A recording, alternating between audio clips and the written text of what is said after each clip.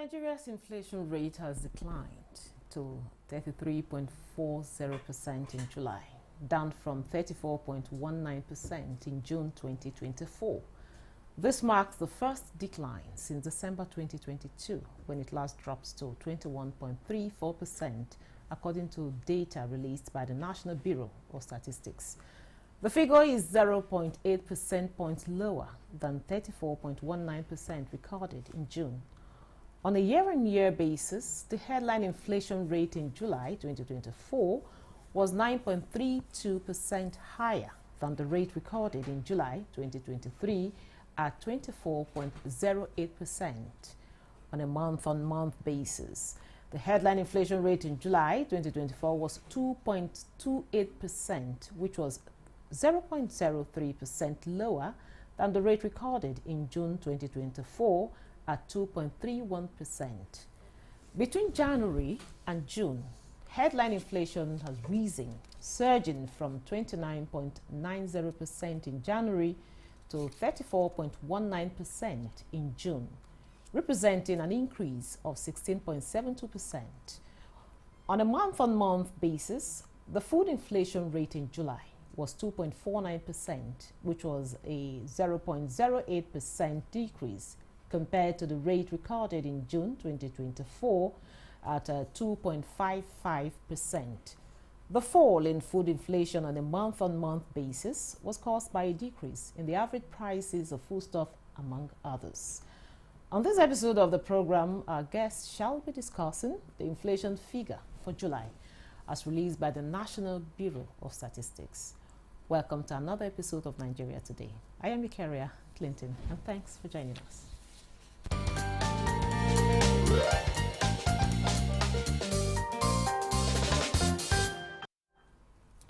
Now, joining us to discuss the inflation figure for July 2024 is Adefolarin Olamilekan. He's a political economist and a development researcher. You're welcome to Nigeria Today. Thanks for having me.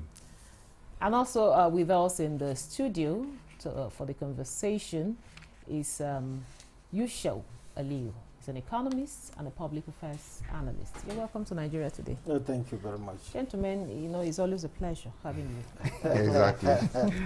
Good. So I will start with you, Olamilekan. Now the NBS has released the inflation figures for July. What are the major takeaways? Very interesting and very dissective in the sense that Nigerians need to do that. And for the benefit of many Nigerians to understand what has really happened, is to understand it from the perspective that the rate is what has decreased. The real fact, the reality that is staring us in the face in the market is still there in terms of the high cost of those goods, those services. Over 740 of them that NBS investigated by getting the figure that we are going to interrogate this evening, with over 15,000 informants that is sent all across the 704 local governments in Nigeria to go and check for the price of goods that include air transport ticket, medical bills, hotel bills, transportation costs, as well as other commodities that made up the 744 items. So the reality is that we have a decrease in the rate, but the real price of goods and services are still very, very high. Although we can look at it from the point of the Nigerian state trying as much as possible to bring out official documents for Nigerians to work with in a way that can be more formal and more official. Now, the figure is 0.8 percentage point lower than that of June, which was 34.19%. How significant is this decrease? June was half-year report. July is second-year report. In between, there were a lot of measures taken, and there were a lot of issues that are also converging to bring 0.8. But 0.8 is still significant, and that is what we have been calling for, at least to see inflation at a halt and to see inflation declining. By declining, like what Adefolarin explained, exactly, these are statistical figures that we need to understand the life of the economy. And you understand the life of the economy using aggregate functions, like you rightly pointed out. the aggregate functions that made up this data are common. They are commonly used in all economies.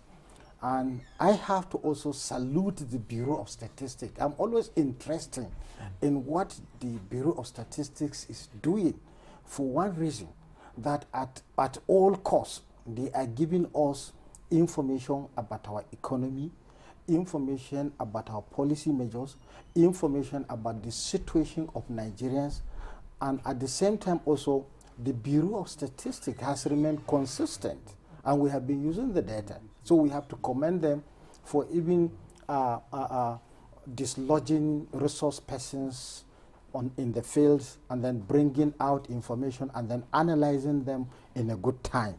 This is a good aspect of discharging of responsibility. However, inflation reduces purchasing power of individuals. So if you are to measure how can you understand prosperity in terms of reduction of inflation? You understand prosperity in terms of additional bundles of goods consumed by each household. And that household must have what is called effective demand.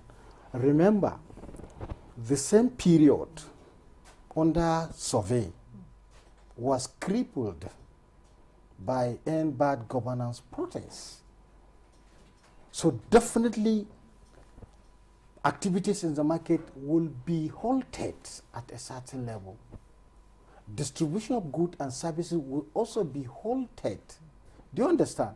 But remember, the July outcome, which is very significant, does not reflect August activities, because the protest was August 1st, the sensitization for August 1st was in June.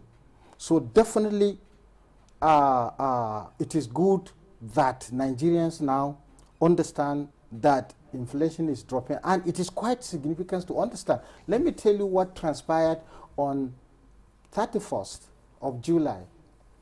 On 31st of July, I was blocked at Obolafo doing a yam festival.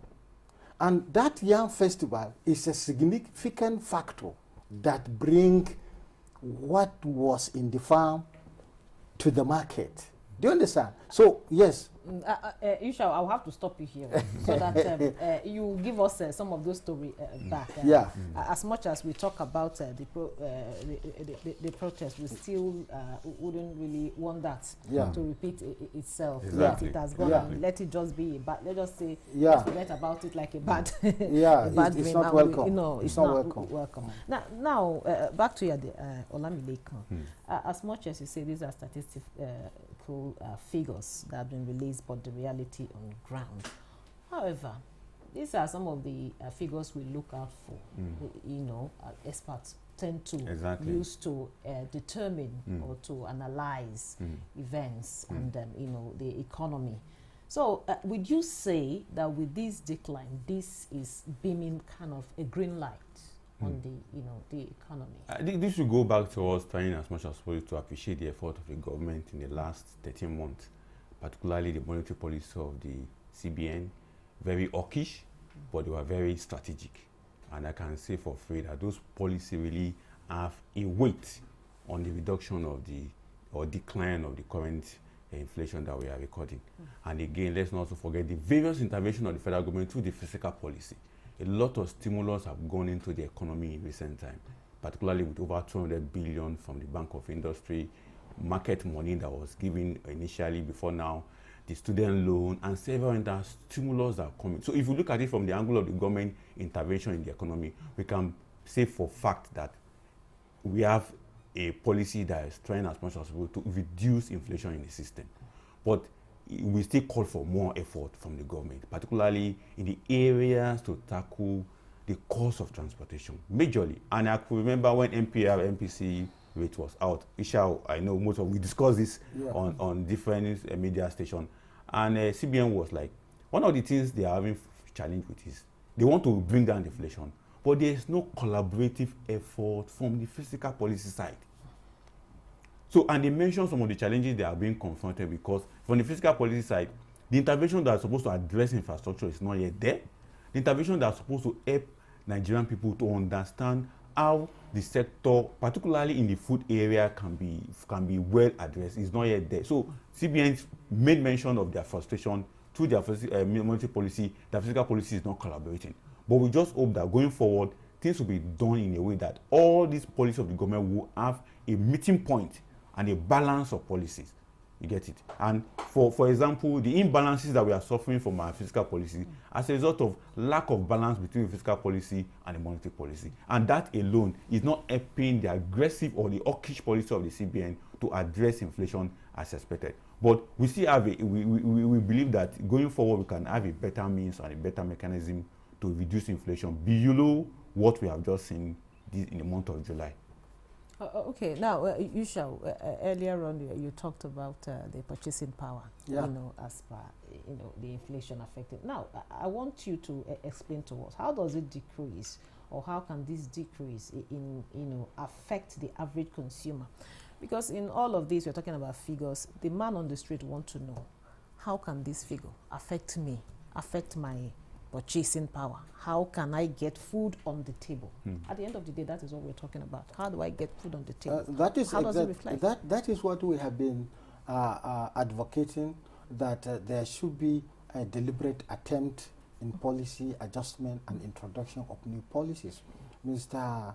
Olamilekon pointed out directly the effort of the government. You remember, even the central bank, I don't look at monetary policy assisting because I look at food inflation. And my argument all the time is that, of course, it is true, man on the street want to have food on his table. But if you don't have income, you don't have purchasing power. Exactly. If you, what we are speaking all the time is effective demand. That is the theory.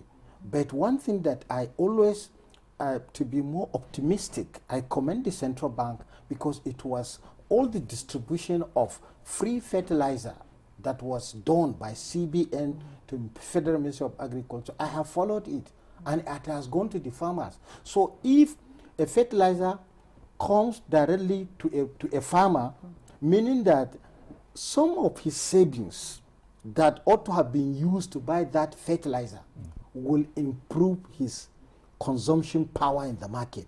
But however, income, those on fixed income are always different from those with flexible income. If you are trying to bring what Hixian are trying to identify using indifference curve analysis, analyzing what consumers consume at a level of income and at the price in the market, prices are already high. Income depreciated. And at the same time also, those on fixed income are yet to receive any adjustment. So thereon is that if inflation is reduced, probably is a result of there is no much struggle to buy goods in the market. And notwithstanding too also, intervention of the government, free food will reduce the rate at which people goes to market to buy that food. Prices will go down. Intervention, like I said, you give a farmer fertilizer and the income is with him, then he can go to market and life will improve a little bit. But what is more important presently is that we look at the waivers given by Mr. President for 150 days. These are things that in the long run, in the short run, if efficiency is attached to it, inflation will be coming down, because a lot of processing industries will have their input either directly or indirectly within this economy or outside at a lower purchasing rate. That is the fiscal policy, which is helping those who are producing to have certain level of capacity improved in their production capacity. But ultimately, there we must appreciate the 0.8% decrease in inflation, so long as we will not be comfortable with additional figure on inflation. This is what I always try to balance when we are explaining what will make economy work for those at the bottom and those at the top. And if you check carefully, those at the top, their consumption is reducing. It has reduced, probably because of many measures taken not only by the government, but by the citizens. Do you understand? People are more careful to move with 20 vehicles. Do you understand? People move with one, so their consumption is reducing. You know better than moving. Exactly. So, however, it is important that the CBN should not sit and relent. The fiscal measures should not sit and relent. Mr. President has an option to provide food on the table of a common citizen. Okay. Now, Olamilekan, earlier you said, okay, these are figures, but the reality on ground. How can we make these figures, become, will I say, transform the reality? It's quite simple. It's not a rocket science. It's just that we've been shying away.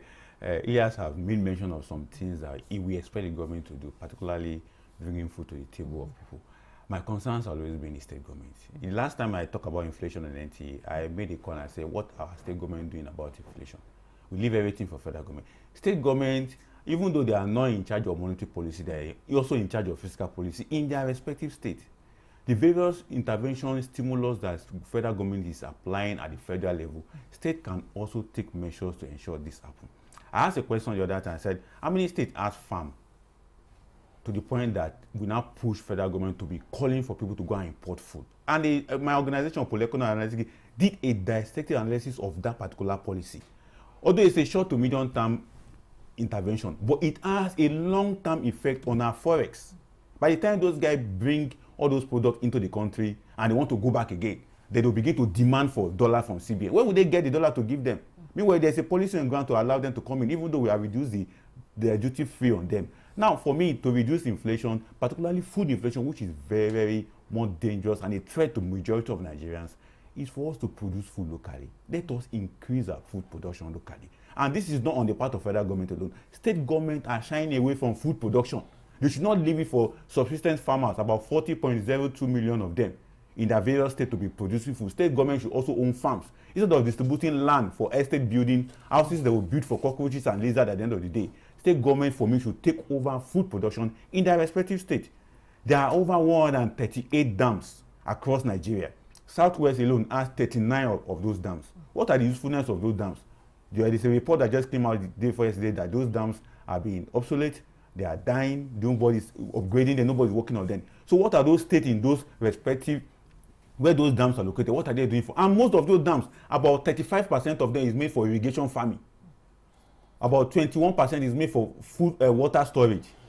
So it's only about 5% of them that is made for electricity generation. So what are we doing? These are infrastructure that will help us to produce food and reduce food inflation, because out of all the 774 items that Nigerian Bureau of Statistics normally mention, we are more careful and more interested in the aspect of the food commodity price.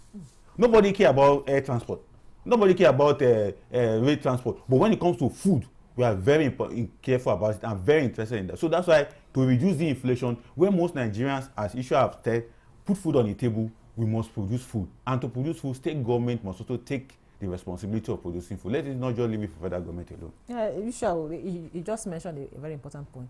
You're talking about food. Yeah. Because if all the attention is on food. It's on food. Everybody wants, the food, the prices of food and all of that. Availability. Availability. Yes, that is what we basically want. Now, you also mentioned about the sustaining this the decrease. Yeah. So how can we sustain the decrease of what measures should be in place to ensure that we sustain the decrease in the inflation? Because in the long run, just like Olamilekan rightly pointed out, in the long run, if you start reflecting in the day-to-day things.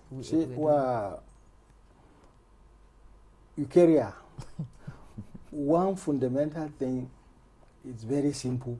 It's not a rocket science. It's a multiplier of these price changes, cost of PMS. Crude production is the immediate to produce. We were producing above 2 million. We are producing 1.6, but we are producing this. What is the requirement of our refineries locally? Let us produce PMS at lower prices. That is immediate. That will bring back the lost income by all users, from KK, cyclists, car owners, many more. It will reduce. That is one. Second, Mr. President is not alone. State governors are playing. We have to commend Nigerian army that have started inspecting farms and guarding farm communities so that they can go and harvest and bring food to Nigerians. These are measures. But above all, why youth, I always, no economy can work without its own productive youths. Demographic structure is very good to understand. Eukarya, Mr. President, has an opportunity to put special food emergency committee. This special food emergency committee will not look at state governors. Whatever is given, there are constituencies and ward.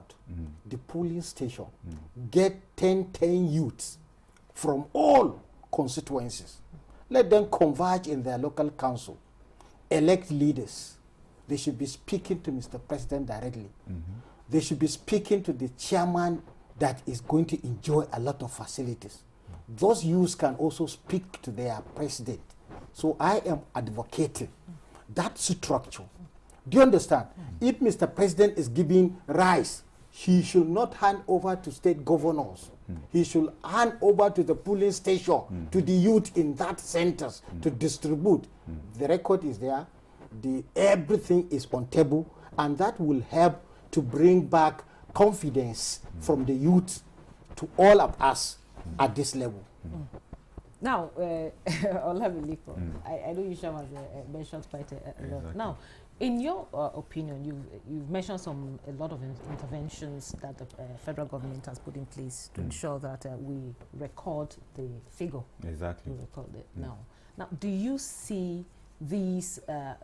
Do you see more decrease in the inflation rate in the future? Definitely, we expect that to happen. Yes. If there is steadfastness and sustainability mechanism on all of these policies, particularly if they won't look at the way of policy somersault, if they don't jettison some of the mechanisms that are already put in place to help them to reduce this inflation, we'll have a successful and reduction and decline in inflation. But if the other way around, if there are conditionalities that will make them to reduce those mechanisms, because I've seen that there's a homegrown mechanism policy that the government is introducing. I think it's a genuine way of trying to reduce inflation and other hardship in the economy. But if they jettison it as a result of they want to go and collect one loan from any other place, definitely it will fail. But we just hope they can sustain it, they can help it to work, and they can also use their physical responsibility to ensure that this will become something that could last longer.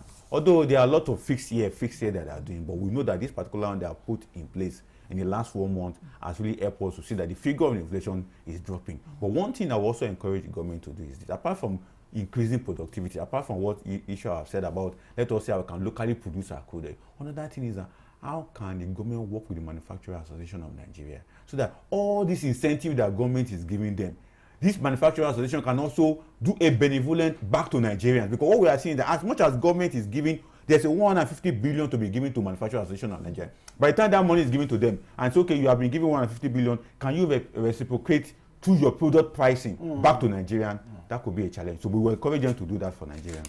Thank you very much. The reason why I ask that is because, over time, experts have been saying, we see this inflation rate going higher and higher. But hearing this from you, there's hope. There's serious hope. The law of diminishing return.